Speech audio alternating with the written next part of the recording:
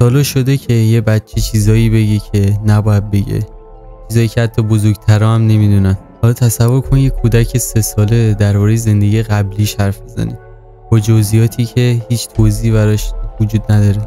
خب بریم سراغ اولی.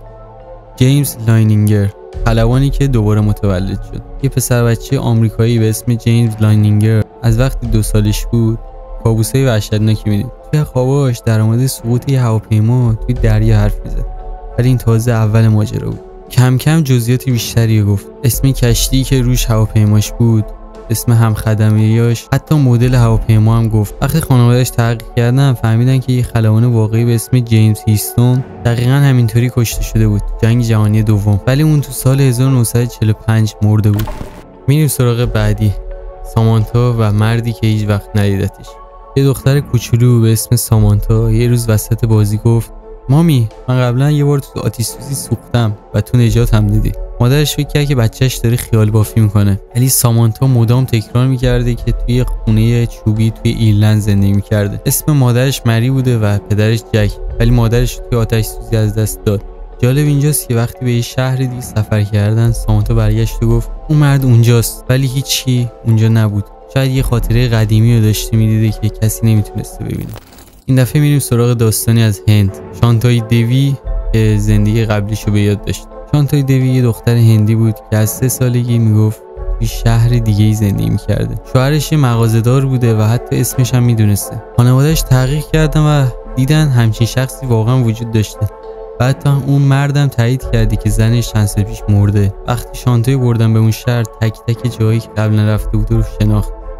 حتی خانواده قبلیش هم شناخته بوده. 4 رایان و خاطرات هالیوود. یه پسر بچه آمریکایی به اسم رایان همیشه میگفت که توی هالیوود زندگی میکرده و توی فیلم‌های بازی میکرده. خانواده‌اش فکر میکنن که اینا فقط یه تخیلات بچگونه است. ولی رایان یه کتاب قدیمی از فیلم‌های کلاسیک هالیوودی پیدا کرد و یه عکس رو نشون داد و گفت اینجا منم. محققا بررسی کردن و دیدن یه بازیگر ناشناخته سال 1930 که اطلاعات زیادی ازش وجود نداره، ولی چطور یه بچه میتونست اینا رو بدونه؟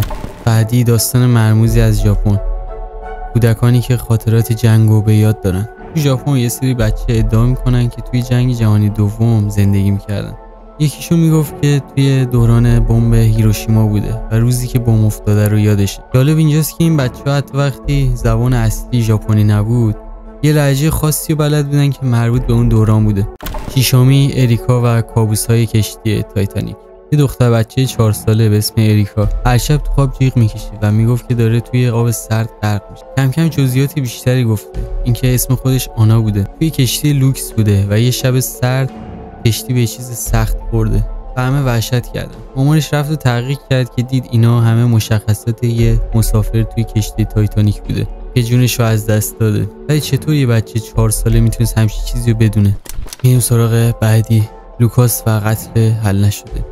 یه پسر بچه 5 ساله به اسم لوکاس همیشه میگفت که توی زندگی قبلیش یه مردی بوده که توی یه شهر دیگه زندگی میکرده و یه شب توی خونش به قتل رسیده. مادرش اول فکر کرد که این بچه داره خیال بافی میکنه، ولی وقتی اسم شهر رو آورد و تحقیق کرد فهمید که واقعا یه قتل مشابه سالها قبل اونجا اتفاق افتاده. و عجیبتر از همه اینه که قاتلش هنوزم پیدا نشده. آیا این بچه واقعا همون مرده بوده؟ 8 دنیل و خاطرات سامورایی. یه بچه آمریکایی 6 ساله به اسم دنیل یه روز به پدرش گفت که توی زندگی دیگه یه سامورایی بوده. پدرش خندید، ولی دنیل توضیح داد که یه روز توی یه جنگ زخمی شد و کنار رودخونه جون داد. جالب اینجاست که دنیل یه سری لغات ژاپنی بلد بود بدونی که قبلا یاد گرفته. حتی وقتی عکس چند تا شمشیر مختلف رو نشون دادن دقیقا همونی انتخاب کرد که سامورایی اون موقع استفاده میکردن. 9 صوفی و زنی که قرنها پیش سوخته بود. یه دختر 3 ساله به اسم صوفی همیشه از آتیش وحشت داشت و مدام به مامانش میگفت نذار دوباره منو بسوزونن. و مادرش تعجب کرد و گفت چرا؟ و صوفی گفت که قبلا یه زن بوده و به جرم جادوگری سوزونده شده.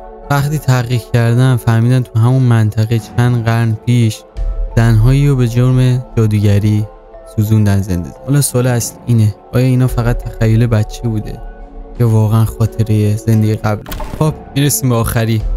مارکوس و خانواده‌ای که یادش بود. یه پسر بچه 4 ساله به اسم مارکوس یه روز به مادرش گفت که اسم واقعیش جاناتان بوده. یه خانواده دیگه داشته و حتی اسم شهرشون رو هم بلد بود. وقتی مادرش از سر کنجکاوی به اون شهر رفت، یه پیرزن مسنی رو دید که وقتی عکس پسر جوونشون رو به اونا نشون داد، مارکوس داد زد و گفت مامان، زن از حال رفت، چون واقعا اون پسر چند سال قبل مرده بود. ولی یه پسر بچه چطوری اینا رو میدونست؟ این داستانا فقط یه سری حرفای بچگونن یا مدرکی برای زندگی قبلی. حتما برام کامنت بذارین که چی فکر میکنید و لایک و سابم یادتون نره. تا ویدیو بعد، خداحافظ.